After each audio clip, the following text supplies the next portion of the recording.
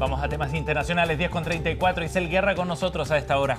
¿Qué nos cuentas, Isel? Hay nuevas actualizaciones respecto a lo que hemos estado informando durante esta mañana y que ya ustedes adelantaban en los titulares, ¿no? Esta eventual cumbre entre Vladimir Putin y Donald Trump que debería ocurrir en los próximos días, más concretamente ya la próxima semana, según informaban allí desde el Kremlin durante esta jornada. Pero ahora ha sido Putin que ha entregado declaraciones a la prensa rusa solo momentos después de conocerse esta información y con la gran pregunta que habíamos dejado planteada más temprano en la mañana, el lugar donde podría ocurrir ese eventual encuentro entre Trump y el presidente de Rusia. Bueno, aquí lo que deslizaba Putin en estas declaraciones es que podría ser en Emiratos Árabes Unidos.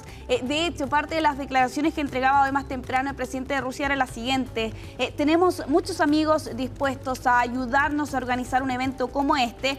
Aquí está uno de nuestros amigos, porque precisamente el líder de Emiratos Árabes Unidos está por estas horas en Rusia y allí hacía alusión precisamente a eso. Creo que lo decidiremos más adelante, pero este podría ser uno de los lugares adecuados, respondía Vladimir Putin ante la consulta de periodistas durante esta jornada, ante la gran pregunta que todavía queda sobre la mesa, ¿no? ¿Dónde deberían o dónde podría ser ese eventual encuentro? Dentro de las preguntas que respondió Putin durante esta jornada era respecto de la posibilidad de hacer una cumbre trilateral, incluido Volodymyr Zelensky. Bueno, allí Putin lo descartaba por el momento. De hecho, le preguntaban, ¿qué hay de Zelensky? ¿Se va a reunir con él? Y allí Putin respondía, he dicho repetidamente que en general no tengo nada en contra, es algo posible, pero antes deben crearse ciertas condiciones y lamentablemente aún estamos lejos de poder crearlas. Y claro, allí con eso cierra la puerta por ahora, tal como se había adelantado más temprano, que la reunión hasta este momento sería solo entre Vladimir Putin y Donald Trump. Interesante, en todo caso, ya lo comentábamos antes, ver el contexto en el que se va a dar este encuentro a propósito de las declaraciones que ha dado Donald Trump, de las críticas en contra del tono que ha usado Putin, los dime y diretes también con Medvedev, expresidente. Es un contexto bien distinto. Y me preguntaba si el hecho de que estuvieran los Emiratos Árabes Unidos alojando esta cumbre juega a favor de alguno de los dos. Pensaba en las cercanías que tenía con Rusia o con Estados Unidos. Claro. Pareciera ser más neutral, ¿o no? Exactamente, sí. Aparentemente esa podría ser la línea, aunque aquí hay que tener en cuenta que Putin no ha confirmado que efectivamente vaya a ocurrir en ese lugar, pero sí coincide precisamente con la visita del líder de Emiratos Árabes Unidos y quizás en esa misma línea durante esta jornada podríamos conocer antecedentes adicionales o la confirmación, incluso si es que efectivamente va a ocurrir allí. Claro, un país más neutral en medio de esta situación, pero ojo, esto hasta este momento, y el mismo Vladimir Putin lo refrenda así, no significa que se va a reunir con Zelensky pronto, pese a que el presidente ucraniano ya ha planteado más de alguna oportunidad anteriormente que ese es uno de los objetivos y que de hecho en una de las últimas cumbres de las delegaciones rusas y ucranianas fue aparentemente una de esas las posturas que expresaron desde Kiev, la necesidad de que Putin y Zelensky se puedan reunir en una mesa a dialogar, pero eso hasta este momento se ve más lejano.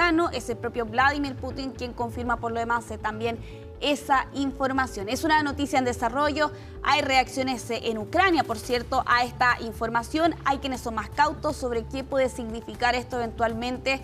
Ya lo comentábamos más temprano, algunos analistas también plantean que aquí en rigor Rusia lo que estaría buscando es ganar tiempo en medio de esta guerra con algunos avances que ha conseguido las fuerzas rusas en el campo de batalla en estos últimos meses y que no necesariamente significa que efectivamente se va a poder avanzar en poder conseguir un cese a las hostilidades.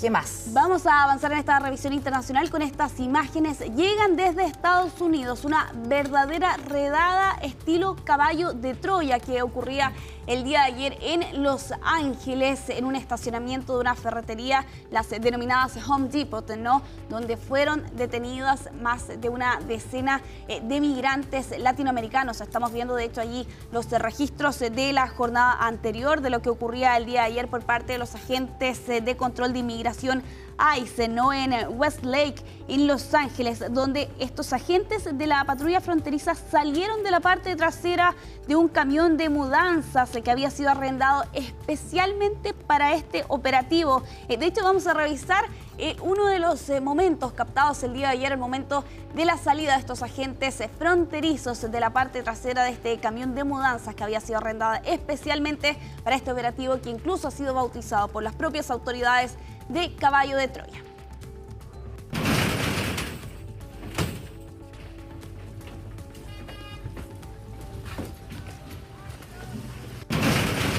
Sí, de hecho vemos cómo algunos de los migrantes que estaban en ese estacionamiento comienzan a correr al percatarse de lo que estaba ocurriendo. Sí, eso es lo más impresionante de todo, el temor con el que la gente, los inmigrantes están pasando estos días, ¿no? Exacto. En cualquier momento les puede caer encima el ICE o la policía local, en fin, es bien espeluznante el escenario para ellos. Sí, de hecho aquí ha sido bautizada como la redada migratoria de más alto perfil que haya ocurrido en esta área de Los Ángeles. Esto ocurrió el día de ayer a eso de las 7 de la mañana, hora local. Hay reportes de que habían periodistas de algunos medios, particularmente de Fox News, que también estaban presentes al momento en que se estaba llevando a cabo esta redada, donde fueron detenidas 16 personas. Ya se conocen las nacionalidades de Guatemala, de México, Honduras y también de Nicaragua. Y aquí el reporte también plantea que las personas se fueron trasladadas hasta este mismo camión que había sido utilizado como este símbolo, ¿no? De este caballo de madera de la Ilíada. Y claro, con protestas que vimos hace algunos meses atrás, particularmente en el mes de junio, ¿no? Con movilizaciones bastante intensas que se extendieron por varios días, en algunas zonas incluso se trasladaron a otros puntos de Estados Unidos, y que eso llevaba a que se presentara una demanda porque se acusaba que los agentes federales estaban violando la Constitución al detener a personas basándose únicamente en la raza, en el idioma que estaban hablando y en los trabajos que podían tener. Por eso, por estas horas, los medios estadounidenses se preguntan si es que efectivamente esta redada que ocurrió el día de ayer violó una restricción judicial que fue presentada por la Corte Federal en julio de este año, donde se ordenaba el cese de estas denominadas patrullas itinerantes y donde se prohibían las redadas que pudieran llevarse a cabo sin una sospecha razonable. Esta redada entonces violó esa orden judicial. Bueno, probablemente el juez detrás de esta causa podría tomar acciones eventualmente. Lo cierto es que esto genera un malestar y también una preocupación adicional en medio del aumento de las redadas que ha estado realizando la administración de Donald Trump, y particularmente en este caso, ¿no? Donde literalmente estos agentes fronterizos salieron de la parte de atrás de un camión para llevar a cabo los arrestos el día de ayer. 16 personas detenidas. Entonces estamos viendo de hecho ahí imágenes cómo son trasladados a la parte trasera de este camión, el mismo de donde salieron los agentes de la patrulla fronteriza. Ya para ir cerrando esta revisión internacional, lo vamos a hacer en nuestra zona, al otro lado de la cordillera, en Argentina. Hemos estado hablando de la casa de Cerati, exactamente, de un hallazgo que ocurrió durante este año, en el mes de mayo, de unos restos, cuando 4 albañiles estaban realizando labores en este terreno y se percataron de la presencia de restos óseos en lo que había sido en algún momento la vivienda donde habitó Cerati.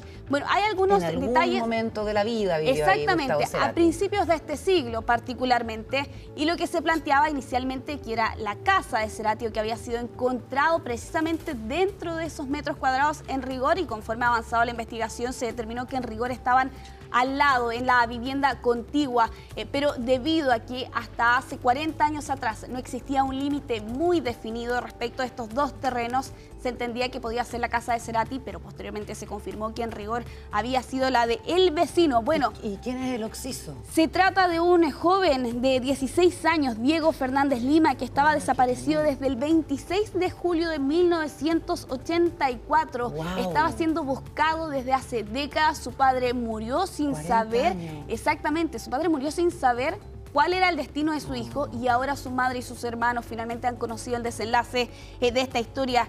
Se ha conocido que este joven de 16 años fue asesinado y que su cuerpo fue enterrado precisamente en este lugar donde es la zona contigua precisamente a la residencia en la que vivió en algún momento el músico. Qué increíble. Bueno, entonces hay que averiguar quién vivía en la casa en esa época, porque no era el adolescente asesinado el que vivía, no era su familia la que vivía en la casa. Exactamente, Ya. sí, y hay varias dudas que Llegó se a parar plantean. ahí. Exactamente, y sobre cómo es que efectivamente llegó hasta ese lugar su cuerpo, quiénes podrían estar detrás de este asesinado, de este asesinato más bien, y claro, con varias dudas y preguntas que aún permanecen y con un caso que aparentemente recién está comenzando, teniendo en cuenta que recién ha podido ser identificados los restos de este joven, donde aquí las autoridades reconocen se trató de una muerte violenta sin dudas.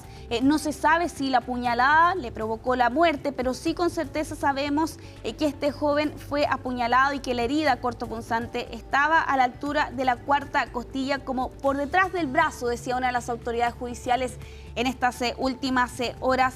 Y claro, con todo un debate que se abrió en algún momento si es que efectivamente este hallazgo correspondía o no a la vivienda o al terreno donde en algún momento vivió el músico. Bueno, dentro de los antecedentes que manejan los medios argentinos se plantean que hasta hace 40 años atrás la única delimitación era una especie de arbusto, ¿no? Y posteriormente, varios años después, Cerati llegó a vivir a ese lugar. Lo cierto es que aquí se abre un caso sin duda detrás de este hallazgo, y afortunadamente hasta cierto punto la familia puede dar un cierre precisamente, al menos por ese aspecto, al saber dónde estaba este hijo que había desaparecido hace 40 años. Algunas crónicas de la época, claro, se había generado mucho impacto por la denuncia, por el viacrucis que decía la familia había llevado adelante tras la desaparición del muchacho. Muy, muy triste. Impactante. Gracias, Giselle. Que esté muy bien.